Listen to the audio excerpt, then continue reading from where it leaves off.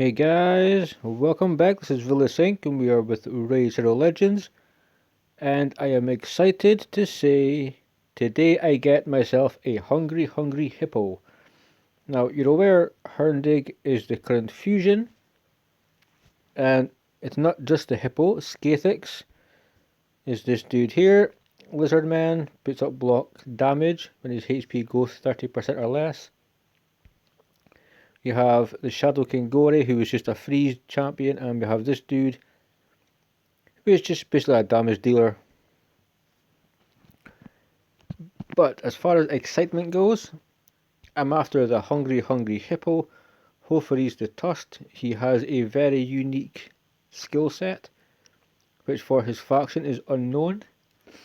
I think Rain Beast may be revised, but other than that you would need healers and whatnot to help you in faction more. So hopefully the Tusk. If you're not going for a Herndeg or any of these epics would be really good. So we're going to tap on that one. And I do believe Skathix is available later on, so I may look into getting him. But let's do it, guys. Hungry hippo! I feel like a 5-year-old kid playing a Mattel board game. Come on. Yeah, baby. So let's get out of here actually, because I want to go to the index and we can look at his moves and his actual base stats, so I can give you some information on the champion. So hopefully it's the Tusk, the Gypsy Hippo. Now, he does look really cool. All joking aside, he looks pretty badass. And it is about time. You know, there's maybe going to be a seal coming out soon. There might be a camel or a zebra, but he looks really cool. He looks quite imposing. He looks pretty badass just in general. Now we have the moves we're going to go over in just a second. But let's take a look at the HP. Base HP for a support champion, 20,475 is really nice. It means that when you put on your HP percentage chest or boots or whatever you're doing, depending how your stats are going, that is a really good base number to bounce off of. You can get this dude, I guarantee you, hopefully you can get to 100k. Absolutely. And it's good to see that he has a healthy amount of HP rather than anything under 20. If it's over 20, it just feels better. Feels like you can get more from him. Now attack is lower, but he is a support champion. You would have to be somebody in plat with like a 25 million player power account before you said to yourself, let's just stick him in savage gear. So let's not worry that it's 903. The attack is not what we're really going for. Defense is 1035. It's okay. It would have been slightly cool if it was about 1100 give or take. Just a little bit higher than it is now, being that support champion. But even having 20k HP and 1000 defense, it starts off kind of okay, because if you think about it, if you get 3000 defense and 60k HP, there's still a little bit of balance and whatnot there. So the defense is alright. Speed 97. It's under 100, but it's okay. It could be a lot worse. Could be better though. I mean, 97, you can work with it.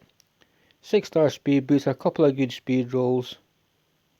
Then we can definitely, if we're using him for faction wars or Doom Tower, anything like that, it'll be totally fine. I can't see, unless you had the gear for arena, but faction wars is where I will be using him, so I can work with 97 as a starting speed. Crit rate, crit damage is just kind of standard. It's 1550 or 1563, depending on your champion. He has a resist that starts at 45, which I really like. I like the fact he has no accuracy, and I like the fact that we give him resist. Just because of the kit that he has and what he does, I feel like the resist benefits him so much more. And having 45 instead of 40, it's always nice. That 5 resist might be the difference when he's leveled up in the debuff landing or not landing. So for base stats, you're doing good, Hippo. You're doing good, man. So quickly check the aura. Increases ally resist in all battles by 40. This means clan boss, it means faction wars, doom tower, campaign, wherever you take this champion is covered by all battles, rather than he has an aura for faction wars, arena. Basically, if you need resist in a dungeon, you can take this in. Now it could be spider for poisons, because he revives. It could be you need a reviver for dragon. That resist is really going to help out. So plus it gives him 85 base resist. You can throw masteries on top of there. Then you kind of get where I'm going with it. A 6-star banner, 6-star chest, that gear set itself. You can definitely get some good resistance on him. But we want to go from, we'll go A1 actually. So Burly Bash hits 2 times. Each hit has a 30% chance placing a stun for 1 turn. It's okay. It's not really his bread and butter. But yeah, you can give him some accuracy depending, but it's not what I'll be using him for. But having a stun on your A1 is nothing to really frown about.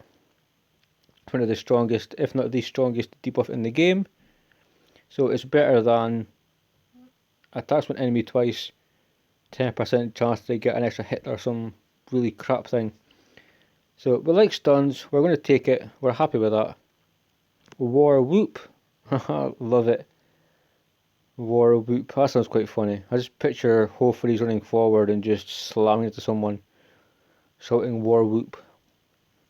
So he will place 50% increase attack buff and a 30% increase crit rate buff on all allies for 2 turns.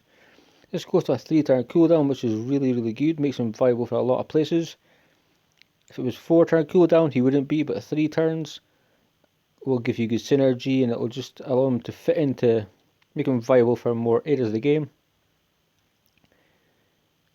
I mean, this is just buffs, but if you think about it, if you take him in, this is just purely as an example. You may take Stagnite, you may take, just say Rotos for instance. There's some other champions, but let's name them too. The increased attack helps Rotos, the increased crit rate helps Rotos, but the increased crit rate also helps Stagnite.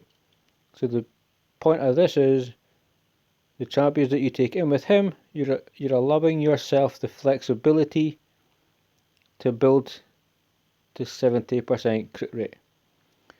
Now you're not even building to 70% because he has 15 to start with, and you get 5 from masteries. That's 20% crit rate. If you take this 30, that gives you 50. So all you have to do is find 50% crit rate, which means you can give him a different type of gloves and find the crit rate in all your other items or any other champion for that matter. You can allow them, you can change their gear up, give them crit damage gloves. You can, the increased crit rate 30% will help your build by quite a bit. It gives you flexibility, and as a support champion, we do want flexibility. We want utility, you know. We want a kit that makes sense. So we've got a stun, which is good. We've got increased attack and increased crit rate, also pretty decent. Now, Eternal War, 5-turn cooldown. He's an epic 5-turn cooldown, but there is champions, if you wanted that to be 4 or 3 etc, you could easily throw into the team. But he will revive 2 random allies with 50% HP, fills their turn meters by 50% also. After the revival, places a 25%, the big version, of strengthening on all allies for 2 turns. This is why I wanted him, purely for this. I like his whole kit. I like his aura. I like his base stats. I like his look. I like aesthetics. I like pretty much everything about this champion so far. But as for this move here, this is kind of like Broadmaw, except Broadmaw will give them block damage. He will revive people, give them HP and a turn meter boost, and strengthen. Now that's extremely strong. Now, when you go into Skinwalkers, there's no champion that does a move like this. There's not much that will put on strengthen. There's not much on a single move that will revive 2 allies, give them 50% HP and 50% turn meter. But that's insane. That's actually really, really good. And this is why I wanted him. He will help my Faction Wars team. If I get him leveled quick enough, it will definitely be having fun in dungeons, fun in Doom Tower. You know, we have some really useful buffs here. We have the turn meter boost on the revive, so we don't need to have a reviver and then apothecary afterwards, for instance, to do that for us. Eternal War is the bread and butter of why I was wanting this champion, and it's the bread and butter of why a lot of people are having a hard time summoning Herndig, because they just don't want to get rid of him. They don't want to get rid of Sage Hulk, Gory, Skathix. All these epics are really good. You know, and this is the reason I wanted him. The revival with 50% HP, 50% turn meter, and strengthen. That is an insanely overpowered move for an epic. In Skinwalkers, it is just ungodly good. And this champion right here will be the reason I complete Skinwalkers faction. So that is the move sets. That is the base stats, ladies and gentlemen.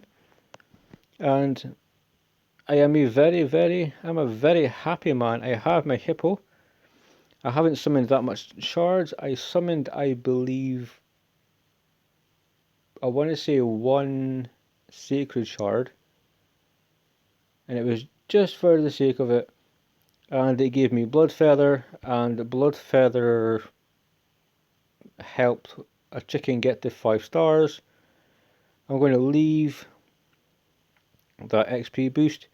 If I happen to summon some green shards or whatever, I may make another champion. But my main goal in this, as I said in my previous video, was to get Hopheres the Tusk, because he's amazing, he looks cool. How can you not like Hungry Hippos? If you're a bit younger, you might not even know what I'm talking about. And in that case, you know, too bad I suppose.